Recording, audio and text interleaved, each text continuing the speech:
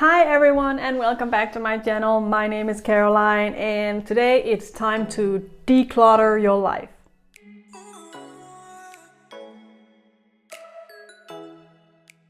Before we get into it, please don't forget to subscribe to my channel, turn on notifications, like this video, share the video, and of course you can also go follow me on my Instagram that's also called The Art of Being Ill.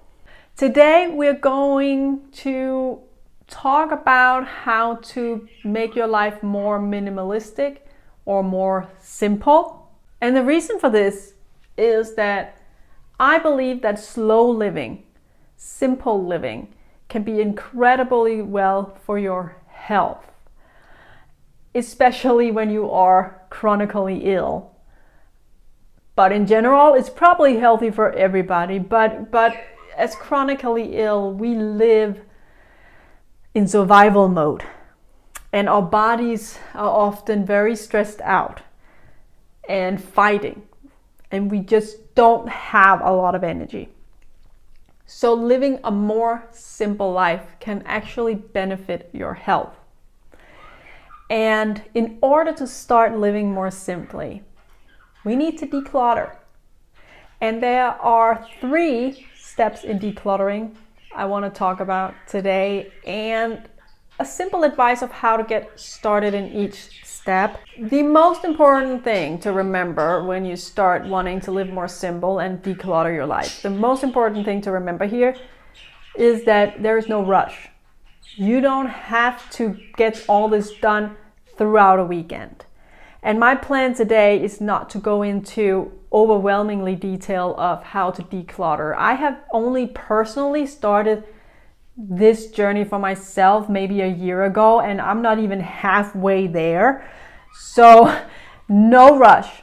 Don't push yourself. This is not some idealistic thing you just need to get done and then start your new life. It's a process, and it doesn't matter how long it takes. That's not really the point of it. The point is simply just to step by step removing clutter from your life and just start having more simple life. The 3 areas I want to talk about today to declutter are 3 very different types of decluttering. And for each of these areas, I'm going to give you a simple step to get started in decluttering. And my plan is that I want to share more about my own journey to live more simple, live more slow, live more minimalistic. In that process, I will share with you what I have done in order to declutter different aspects of my life, give you some tips, dive more into it, dive more into what it has done for me. Has it helped me? Has it not helped me? Blah, blah, blah. The first area is, probably no surprise, decluttering your home. And I don't know about you, but personally, because I have chronic illness, and especially because I have ADD, I get overwhelmed really quickly. So sometimes I open a cabinet and I look in the cabinet and I'm like, I'm just going to close this cabinet again because I can't deal with it. And I end up getting so much stuff that it's overwhelming for me, and it gets more and more overwhelming for me to actually declutter. However, it is a good idea to do. We live in a very materialistic world, and personally, I don't believe it's good for the environment, but also the human environment, our own well-being, consuming, having so much stuff, having so much clutter. I don't think it's healthy for anyone. And the less stuff you have, the less you need to clean, the less you need to put in order, the less you have to do, really. So, and I think that's what we want, especially as for everyone, but especially as chronically ill. We want to have as little to do as possible so that we can enjoy some other aspects of our lives that are more fun and more rewarding for us. A way to get started with decluttering, if you're like me, opening a cabinet and being like, nope, not happening. You have to remember that this is not something you have to do in a day. You don't have to do it. You don't have to take all the kitchen cabinets in one day or in one weekend or anything like that. You can simply open one cabinet and start there. And you can even open one cabinet and start at one shelf. You don't even have to do the whole cabinet. Open a cabinet and make 2 piles. The I use this a lot pile, and I will keep it. And the other pile is going to be, I can't remember the last time I used this, so I'm going to put it in that pile. If you're like me, maybe I think this is very typical for somebody with ADD, even though I have the pile that says I never use it. I still sometimes have a hard time getting rid of it because it's like, what if I need it one day? Like, you know, I start overthinking. And a way to deal with that is put it on a table, the kitchen table, for example, for a few days.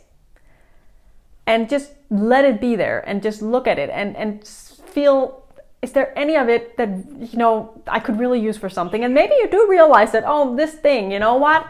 I kind of do want to start baking more cakes, so I need this shape. And that's okay. There's no one who says you have to get rid of stuff you actually want to use.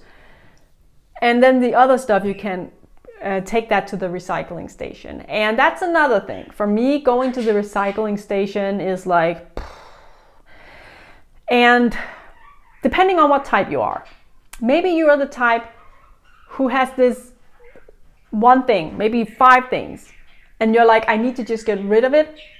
So I'm going to go and just get it to the recycling station, and that's it. You could also be someone who's like, going to the recycling station is overwhelming. So what I'm going to do is I'm going to make this pile and put it in the garage, put it in the basement, put it in the car. And then one day where I'm like, you know what, today's the day I'm going to go to the recycling station, you go, right? So don't overwhelm yourself. Don't put too much pressure on yourself. Just take it slow. The other area that I feel like is a good area to declutter as chronically ill is your social life. And this doesn't mean not to have a social life, okay? This doesn't mean cut all your friends and family out of the picture. That's not what this means. It means many things for me. But we're going to start one place. I'm going to talk a little bit more about it in another video. But today I want to focus on not doing things all the time, depending on your energy level.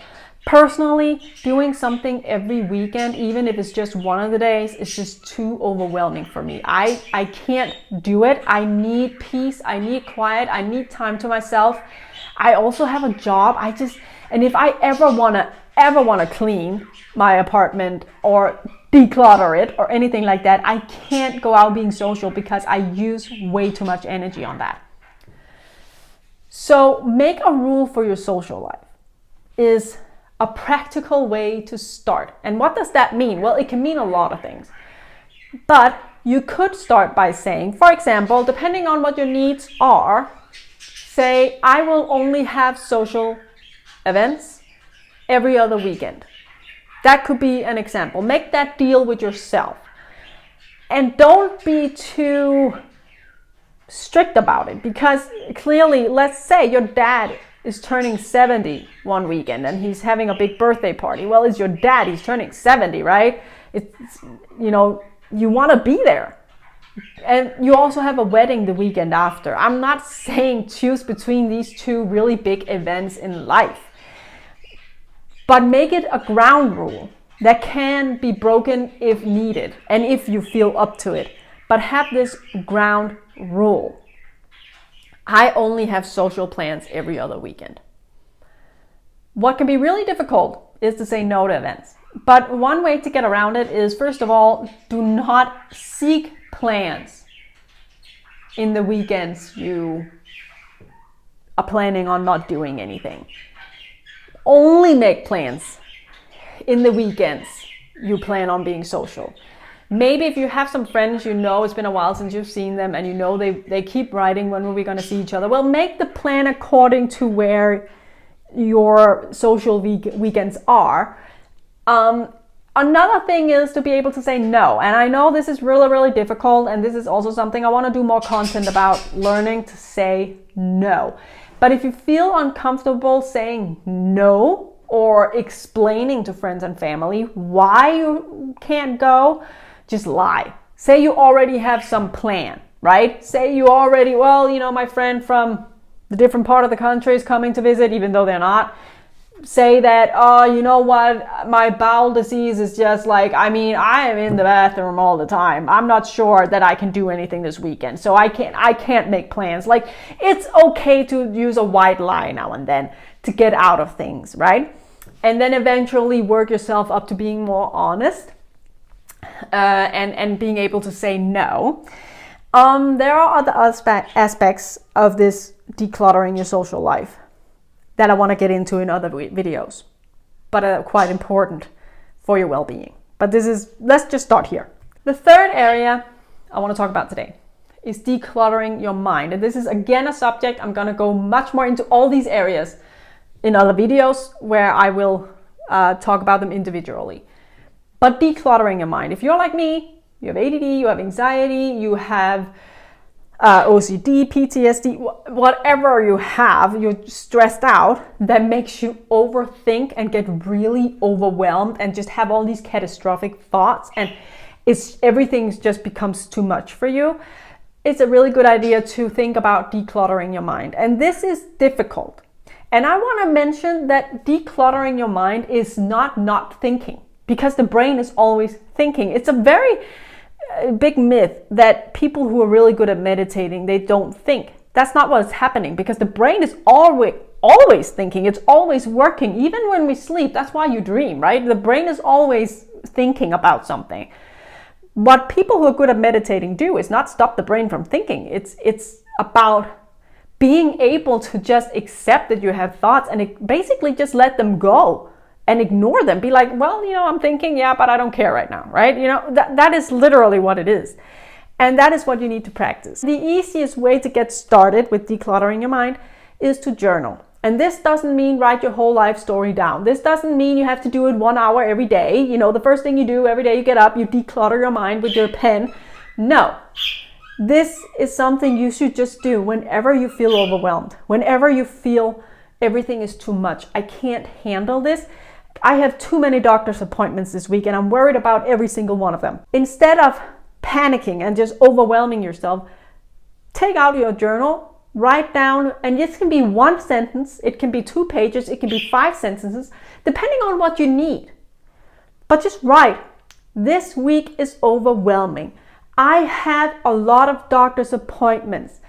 I am not sure how I'm going to go through all of them in 1 week. I am very worried about the results. It doesn't have to be anything more than that. You don't have to argue for why you shouldn't worry or anything like that. It's all about just getting those negative thoughts out of your head. That's all it is.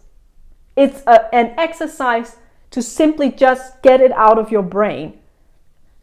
And eventually, in the beginning, you might not feel different, but eventually you will start to feel a difference. You will start to be able to kind of just let it be in that journal and take a deep breath and not think too much about it. It takes practice, but it's a really good way to start. That was today's video. I hope you really liked it. This was just an introduction to more types of videos that I want to do about living more minimalistic, more simply, more slow, and just declutter your life in different aspects. So I hope you enjoyed it. I hope you will come back and watch more of these videos. Have a blessed rest of the day, and I'll see you next time right here on my channel, The Art of Being Ill.